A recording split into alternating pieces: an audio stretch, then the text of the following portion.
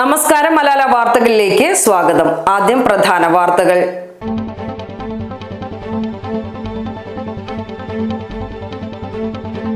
വനം വന്യജീവി വകുപ്പ് മന്ത്രി ഷിബു ബേബി ജോൺ വനം വന്യജീവി വകുപ്പിന്റെ നിലമ്പൂർ നോർത്ത് ഡിവിഷന് കീഴിലുള്ള കനോലി എക്കോ ടൂറിസം പദ്ധതി സന്ദർശിച്ചു.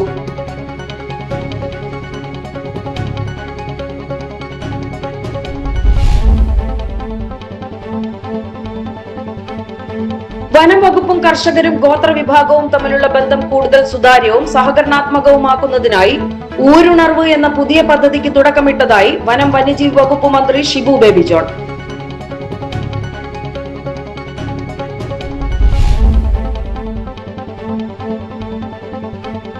നീലഗിരി കുന്നുകളിൽ പൂക്കാലമൊരുക്കി നീലക്കുറിഞ്ഞി പൂത്തുലഞ്ഞു. ഗൂഡല്ലൂരിന് സമീപമുള്ള നാടുകാണി ജീൻപൂൾ, മരപ്പാലം, ചീനക്കൊല്ലി, പൂവേലി, പെരിയശോല, നീഡിൽ റോക്ക് തുടങ്ങിയ മലനിരകളിലാണ് നീലക്കുറിഞ്ഞിയുടെ നീലവസന്തം.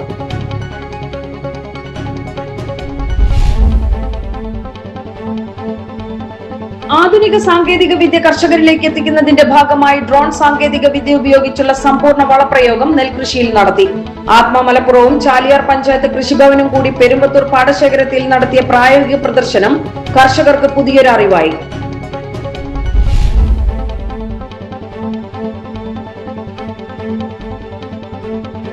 നീറ്റ് ചോദ്യപേപ്പർ അട്ടിമറിക്കെതിരെ ഡൽഹി ജന്തർ മന്ദറിൽ വിദ്യാർത്ഥികൾ നടത്തിവരുന്ന സമരത്തിന് ഐക്യദാർഢ്യം പ്രഖ്യാപിച്ച് നിലമ്പൂർ ടൗണിൽ MSFന്റെ നേതൃത്വത്തിൽ ഐക്യദാർഢ്യ റാലി സംഘടിപ്പിച്ചു.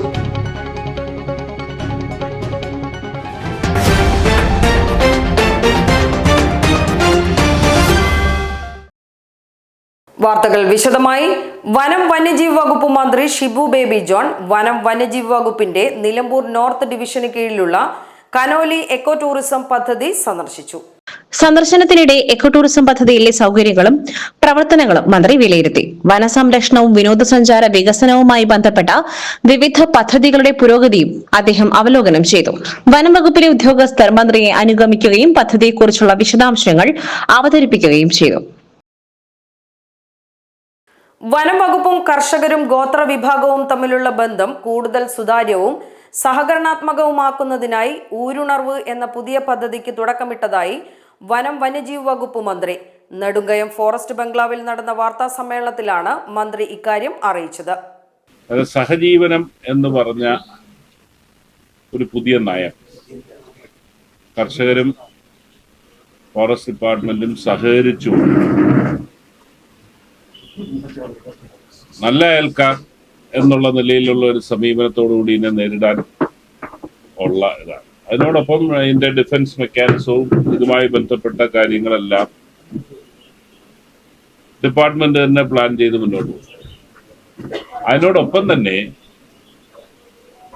വനത്തിനകത്ത് താമസിക്കുന്നവരുടെ ട്രൈബൽ ഡെവലപ്മെന്റ് ഡിപ്പാർട്ട്മെന്റിന്റെ നേരിട്ട് ഉത്തരവാദിത്വമാണെങ്കിലും ഫോറസ്റ്റിനകത്ത് താമസിക്കുന്നവരുടെ ഒരു അഭിവൃദ്ധി അല്ലെങ്കിൽ അവരുടെ ഒരു ജീവിത നിലവാരത്തിലെ ഉന്നമനവും കൂടെ ലക്ഷ്യമിട്ടുകൊണ്ടാണ് ഊരുണർവ് എന്ന പേരിൽ ഒരു പദ്ധതിക്ക് ഫോറസ്റ്റ് ഡിപ്പാർട്ട്മെന്റ് തുടക്കം കുറിച്ചു. കാടിനെ കുറിച്ച് അവർക്കുള്ള അറിവ് മറ്റാർക്കും തന്നെ ഇല്ല, പുറത്തുള്ളവർക്കില്ല. അതുകൂടെ പ്രയോജനപ്പെടുത്തിക്കൊണ്ട് തന്നെ കൺസർവേഷന്റെ പ്രാധാന്യവും അവരുടെ അറിവ് വഴി നമ്മൾ നടപ്പിലാക്കുകയും അതിനോടൊപ്പം ഈ വന്യമൃഗ ആക്രമണങ്ങളെ സംബന്ധിച്ചിടത്തോളം അത് ലഘൂകരിക്കുന്നതിന് അവരെ എങ്ങനെ സഹകരിപ്പിക്കാം എന്നുള്ളതോട് ആലോചിക്കുക എന്നുള്ളതായിരുന്നു എന്റെ പ്രധാനപ്പെട്ട ലക്ഷ്യം. വനത്തിനുള്ളിൽ താമസിക്കുന്ന ഗോത്ര വിഭാഗങ്ങളുടെ ജീവിത നിലവാരം ഉയർത്തുകയും കാടിനെക്കുറിച്ചുള്ള അവരുടെ പരമ്പരാഗത അറിവുകൾ വനസംരക്ഷണത്തിനും വന്യജീവി ആക്രമണങ്ങൾ ലഘൂകരിക്കുന്നതിനും പ്രയോജനപ്പെടുത്തുകയുമാണ് പദ്ധതിയുടെ പ്രധാന ലക്ഷ്യമെന്ന് മന്ത്രി പറഞ്ഞു. പ്രളയത്തെ തുടർന്ന് മാറ്റിപ്പാർപ്പിക്കേണ്ടി വന്നവർക്ക് ഭൂമി നൽകുന്ന നടപടികൾ പുരോഗമിക്കുകയാണെന്നും വാണിയമ്പുഴയിലെ അർഹരായവർക്ക് ഉടൻ ഭൂമി അനുവദിക്കുമെന്നും മന്ത്രി അറിയിച്ചു. കേന്ദ്ര സർക്കാരുമായി ചർച്ച നടത്തി നിലവിലുള്ള തടസ്സങ്ങൾ പരിഹരിച്ച് സുരക്ഷിതമായ മേഖലകളിൽ ഭൂമി ലഭ്യമാക്കുവാൻ നടപടി സ്വീകരിക്കുമെന്നും അദ്ദേഹം പറഞ്ഞു. വനവകുപ്പിലേക്ക് പുതിയതായി നിയമിക്കുന്ന 500 അംഗ സ്പെഷ്യൽ റിസർവ് ഫോഴ്സിൽ കായികക്ഷമതയുള്ള ആദിവാസി യുവാക്കൾക്ക് മുൻഗണന നൽകും. വനമേഖലകളിൽ ഉത്തരവാദിത്ത ടൂറിസം പ്രോത്സാഹിപ്പിക്കുന്നതിന്റെ ഭാഗമായി പ്രാദേശിക ആദിവാസി യുവാക്കളെ ഗൈഡുമാരായും ഗാർഡുമാരായും നിയോഗിക്കുമെന്നും മന്ത്രി അറിയിച്ചു. വനംവകുപ്പുമായി ബന്ധപ്പെട്ട വിവിധ വിഷയങ്ങളിൽ വേഗത്തിൽ തീർപ്പുണ്ടാക്കുന്നതിനായി ഓഗസ്റ്റ് മാസത്തിൽ 3 ഘട്ടങ്ങളിലായി വനം അദാലത്തുകൾ സംഘടിപ്പിക്കും. കർഷകർക്കുള്ള ആനുകൂല്യ വിതരണത്തിനായി കർഷക അദാലത്ത്, അനുമതികൾ വേഗത്തിലാക്കുവാൻ NOC അദാലത്ത്, നിസ്സാര വന കുറ്റകൃത്യങ്ങൾ കോമ്പൗണ്ട് ചെയ്ത് തീർപ്പാക്കുന്നതിനായി വന കുറ്റകൃത്യ OR അദാലത്ത് എന്നിവയാണ് സംഘടിപ്പിക്കുക. തടസ്സങ്ങളില്ലാത്ത NOC അപേക്ഷകൾ 3 മുതൽ 6 മാസങ്ങൾക്കുള്ളിൽ തീർപ്പാക്കുമെന്നും മന്ത്രി വ്യക്തമാക്കി. ആദിവാസി സമൂഹത്തിന്റെ ആവശ്യങ്ങളും ആശങ്കകളും നേരിട്ട് മനസ്സിലാക്കി നിലവിലുള്ള നിയമപരിധിക്കുള്ളിൽ വനം വകുപ്പും പട്ടികവർഗ വികസന വകുപ്പും സംയുക്തമായി പദ്ധതികൾ നടപ്പാക്കുമെന്നും മന്ത്രി കൂട്ടിച്ചേർത്തു. നീലഗിരി കുന്നുകളിൽ പൂക്കാലമൊരുക്കി നീലക്കുറിഞ്ഞി പൂത്തുലഞ്ഞു. ഗൂഡല്ലൂരിന് സമീപമുള്ള നാടുകാണി ജീൻപോൾ, മരപ്പാലം, ചീനക്കൊല്ലി, പൂവേലി, പെരിയശോല, നീഡിൽ റോക്ക് തുടങ്ങിയ മലനിരകളിലാണ് നീലക്കുറിഞ്ഞിയുടെ നീലവസന്തം. 12 വർഷത്തിൽ ഒരിക്കൽ പൂക്കുന്ന സ്ട്രോബിലൻതസ് കുതിയാന എന്ന് ശാസ്ത്രീയ നാമമുള്ള നീലക്കുറിഞ്ഞിയാണിത്. പൂക്കൾ ദിവസങ്ങളോളം വാടാതെ നിൽക്കും. 1 മാസത്തോളം ഇവിടങ്ങളിൽ പൂക്കുമെന്ന് വനം വകുപ്പ് പറയുന്നു. എന്നാൽ നിരോധിത മേഖല ഉൾപ്പെടുന്ന കാടുകളിലേക്കുള്ള സഞ്ചാരികളുടെ പ്രവേശനത്തിനും പൂക്കൾ പറിക്കുന്നതിനും വനം വകുപ്പിന്റെ വിലക്കുണ്ട്. ഇൻസ്റ്റഗ്രാമിലും ഫേസ്ബുക്കിലും ഉൾപ്പെടെ സോഷ്യൽ മീഡിയയിൽ കുറിഞ്ഞി വസന്തം പടർന്നതോടെ കാഴ്ചക്കാരുടെ എണ്ണം അനുദിനം വർദ്ധിക്കുകയാണ്.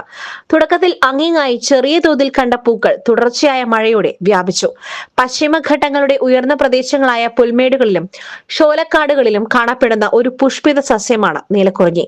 വിടർന്നാൽ സാധാരണ 1-2 മാസം ഈ പൂവ് വാടാതെ നിൽക്കും. സംരക്ഷിത സസ്യങ്ങളുടെ പട്ടികയിൽ കേന്ദ്ര സർക്കാർ നീലക്കുറിഞ്ഞിയെ ഉൾപ്പെടുത്തിയിട്ടുണ്ട്. ലോകത്ത് തെക്ക് കിഴക്കൻ ഏഷ്യൻ രാജ്യങ്ങളിൽ മാത്രം കാണപ്പെടുന്ന ഇവ ഏകദേശം 450 ഇനങ്ങളുണ്ട്. ഇവയിൽ 40% ഇന്ത്യയിലാണ് ഉള്ളത്. പശ്ചിമഘട്ടത്തിൽ മാത്രം 64 തരം കുറിഞ്ഞികൾ ഉണ്ടെന്നാണ് പഠനങ്ങൾ തെളിയിക്കുന്നത്. സമുദ്രനിരപ്പിൽ നിന്നും ഏകദേശം 1200 മീറ്റർ ഉയരത്തിലാണ് ഇവ വളരുന്നത്. കുറിഞ്ഞി വിഭാഗത്തിൽ 40ഓളം സസ്യ ഇനങ്ങൾ ഉണ്ടെങ്കിലും സ്ട്രോബിലാന്തസ് കുതിയാന എന്ന് വിളിക്കുന്ന നീലക്കുറിഞ്ഞിയാണ് ഈ വർഗത്തിലെ റാണി എന്നറിയപ്പെടുന്നത്. സമൃദ്ധവും ഏറ്റവും പ്രശസ്തവും ഇതുതന്നെയാണ്. ലോക പൈതൃക പദവിയിലേക്ക് പശ്ചിമഘട്ടത്തിനെ ഉയർത്തുന്നതിൽ കുറിഞ്ഞികൾ വളരെ ഗണ്യമായ പങ്ക് വഹിച്ചിട്ടുണ്ട്. നീലക്കുറിഞ്ഞി ചെടി പറിച്ചെടുക്കുന്നത് 1,000 ലക്ഷം രൂപ പിഴയും 3 വർഷം വരെ തടവും ലഭിക്കാവുന്ന കുറ്റമാണ്. ആധുനിക സാങ്കേതിക വിദ്യ കർഷകരിലേക്ക് എത്തിക്കുന്നതിന്റെ ഭാഗമായി ഡ്രോൺ സാങ്കേതിക വിദ്യ ഉപയോഗിച്ചുള്ള സമ്പൂർണ്ണ വളപ്രയോഗം നെൽകൃഷിയിൽ നടത്തി. ആത്മ മലപ്പുറവും ചാലിയാർ പഞ്ചായത്ത് കൃഷിഭവനും കൂടി പെരുമ്പത്തൂർ പാടശേഖരത്തിൽ നടത്തിയ പ്രായോഗിക പ്രദർശനം കർഷകർക്ക് പുതിയൊരറിവായി. കാർഷിക മേഖലയിൽ ചിലവും അധ്വാനവും കുറച്ച് വിളവ് കൂട്ടുക എന്ന ഉദ്ദേശത്തോടെയാണ് ഡ്രോൺ സാങ്കേതിക വിദ്യയുടെ പ്രവർത്തനം പ്രദർശിപ്പിച്ചത്. പെരുമ്പത്തൂരിൽ വെച്ച് നടന്ന ഡ്രോണിന്റെ പ്രവർത്തന ചടങ്ങ് പഞ്ചായത്ത് പ്രസിഡന്റ് അനുശ്രീ സുരേഷ് ഉദ്ഘാടനം ചെയ്തു. ചാലിയാർ കൃഷി ഓഫീസർ ഷബ്ന യാസ്മിൻ സ്വാഗതം പറഞ്ഞു. വാർഡ് മെമ്പർ മഞ്ജു അനിൽ അധ്യക്ഷത വഹിച്ചു. വാർഡ് മെമ്പർമാരായ നസ്രീന, മിനി, റുബീന എന്നിവർ ആശംസകൾ അറിയിച്ച് സംസാരിച്ചു. ഡ്രോൺ പ്രവർത്തനം നേരിൽ കാണുന്നതിനായി GLPS പെരുമ്പത്തൂരിലെ വിദ്യാർത്ഥികളും ചടങ്ങിൽ പങ്കെടുത്തു. കൃഷിയും സാങ്കേതിക വിദ്യയും ഒരുമിച്ചപ്പോൾ വിദ്യാർത്ഥികൾക്ക് നവ്യാനുഭവമായി. ആൽമ സ്റ്റാഫ് അംഗങ്ങളായ അർച്ചന, അൽഫ, കൃഷി അസിസ്റ്റന്റ്മാരായ ഫസീല, ശോഭ, പാടശേഖര ഭാരവാഹികളായ സുബ്രൻ മുല്ലേരി, അബ്ദുറഹ്മാൻ വലിയാട്, റസാഖ്, ADC അംഗങ്ങളായ വീരാൻകുട്ടി വലിയാട്ട്, ഇർഷാദ് എന്നിവരും കർഷക പ്രതിനിധികളും ചടങ്ങിന് നേതൃത്വം നൽകി. കാർഷിക വികസന കർഷകക്ഷേമ വകുപ്പ്, ചുങ്കത്ര ഗ്രാമപഞ്ചായത്ത് കൃഷിഭവൻ, ആത്മ മലപ്പുറം എന്നിവയുടെ സംയുക്താഭിമുഖ്യത്തിൽ ഡ്രോൺ ഉപയോഗിച്ച് സമ്പൂർണ്ണ പ്രയോഗിക്കുന്നതിന്റെ പ്രായോഗിക പ്രദർശനം സംഘടിപ്പിച്ചു. ആധുനിക സാങ്കേതിക വിദ്യ കർഷകരിലേക്ക് എത്തിക്കുന്നതിന്റെ ഭാഗമായാണ് ഈ പ്രദർശനം സംഘടിപ്പിച്ചത്. കൃഷിയിലെ ചിലവും അധ്വാനവും കുറച്ച് വിളവ് വർദ്ധിപ്പിക്കുവാൻ ഡ്രോൺ സാങ്കേതിക വിദ്യ സഹായിക്കും. കുറഞ്ഞ സമയത്തിനുള്ളിൽ വലിയ വിസ്തൃതിയിൽ ഔഷധ പോഷക പ്രയോഗം നടത്തുവാൻ സാധിക്കുന്നു. കൃത്യമായ അളവിലും ഒരേ രീതിയിലും തളിക്കുവാൻ കഴിയുന്നതിനാൽ വിളകൾക്ക് കൂടുതൽ ഫലപ്രദമാകുന്നു. നിലവിലുള്ള കർഷക തൊഴിലാളി ക്ഷാമം ഒരു പരിധിവരെ പരിഹരിക്കുവാൻ സഹായിക്കുന്നു. പാടത്തിറങ്ങി ചെടികൾ ചവിട്ടിമെതിക്കാതെ പ്രയോഗിക്കുവാൻ സാധിക്കുന്നതിനാൽ വിളനാശം ഒഴിവാക്കാം. ചിലവ് കുറയ്ക്കുവാനും കാർഷിക മേഖലയിലെ കാര്യക്ഷമത കൂട്ടുവാനും ഇത് ഏറെ സഹായകമാണ്. ചുങ്കത്തറ ഗ്രാമപഞ്ചായത്ത് മെമ്പർ അബൂബക്കർ മാന്തോണിയുടെ അധ്യക്ഷതയിൽ ചേർന്ന യോഗത്തിൽ ചുങ്കത്തറ ഗ്രാമപഞ്ചായത്ത് പ്രസിഡന്റ് CK സുരേഷ് ഉദ്ഘാടനം നിർവഹിച്ചു. സ്റ്റാൻഡിംഗ് കമ്മിറ്റി ചെയർമാൻമാരായ അബ്ദുൽ നാസർ തെറ്റത്ത്, റിയാസ് ചുങ്കത്തറ, ഗ്രാമപഞ്ചായത്ത് മെമ്പർമാരായ മുഹമ്മദ് അലി, റിന, ഷാഹുൽ മുനീർ, പാടശേഖര സമിതി ഭാരവാഹികളായ വിജയൻ നിലാമ്പ്ര, വാസുദേവൻ കൽപ്പാത്തൊടി, ADC മെമ്പർമാരായ മാത്യു കിഴക്കേക്കൽ, സത്യൻ എന്നിവർ ആശംസകൾ അറിയിച്ചു. കൃഷി ഓഫീസർ സുബൈർ ബാബു K പദ്ധതി വിശദീകരിച്ചു. മിനി അസിസ്റ്റന്റ് കൃഷി ഓഫീസർ സ്വാഗതവും അർച്ചന BTM നന്ദിയും പറഞ്ഞു. കൃഷി അസിസ്റ്റന്റുമാരായ സജീർ, റഫീന, അൽഫ ATM, വൈശാഖ് എന്നിവർ നേതൃത്വം നൽകി. പ്രദേശത്തെ നിരവധി കർഷകരും ജനപ്രതിനിധികളും കൃഷിവകുപ്പ് ഉദ്യോഗസ്ഥരും ചടങ്ങിൽ പങ്കെടുത്തു. നീറ്റ് ചോദ്യപേപ്പർ അട്ടിമറിക്കെതിരെ ഡൽഹി ജന്തർ മന്ദറിൽ വിദ്യാർത്ഥികൾ നടത്തിവരുന്ന സമരത്തിന് ഐക്യദാർഢ്യം പ്രഖ്യാപിച്ച് നിലമ്പൂർ ടൗണിൽ MSFന്റെ നേതൃത്വത്തിൽ ഐക്യദാർഢ്യ റാലി സംഘടിപ്പിച്ചു. റാലിക്ക് ശേഷം നടന്ന സംഗമം യൂത്ത് ലീഗ് നിയോജക മണ്ഡലം പ്രസിഡന്റ് ഇർഷാദ് കക്കോടൻ ഉദ്ഘാടനം ചെയ്തു. രാജ്യത്തിന്റെ തെരുവുകളിൽ ജനാധിപത്യത്തെ ചോദ്യം ചെയ്യുമ്പോൾ അതിനെതിരെ അക്രമവും അതിനെതിരെ അടിച്ചമർത്തലുകളുമാണ് ഭരണകൂടത്തിന്റെ പിന്തുണയെങ്കിൽ ആ ഭരണകൂടത്തെ താഴിറക്കാൻ ഈ രാജ്യത്ത് നടക്കുന്ന വിദ്യാർത്ഥി പ്രക്ഷോഭങ്ങൾക്ക് സാധ്യമാകുമെന്ന് ഓർമ്മപ്പെടുത്താൻ കൂടിയാണ് ഈ ഐക്യദാർഢ്യ റാലി ഇവിടെ സംഘടിപ്പിച്ചുകൊണ്ടിരിക്കുന്നത്.